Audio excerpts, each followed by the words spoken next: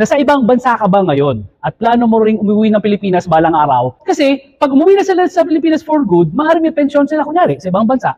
Pero sometimes, hindi enough yung naipon mong pera, tapos uwi ka Pilipinas, saka ka palang susugal, saka ka palang mag-iisip ko ng negosyo, medyo risky. At dito sa Pilipinas, oo, mura yung cost of living. Pero pag hindi continue or stable ang flow ng pasok ng kita mo, eventually mahuhubos yun eh. Yun yung magiging malaking problema. So sa gym business, maganda dito kasi, una, kaya sila uwi ng Pilipinas kasi plano na nila mag-retire.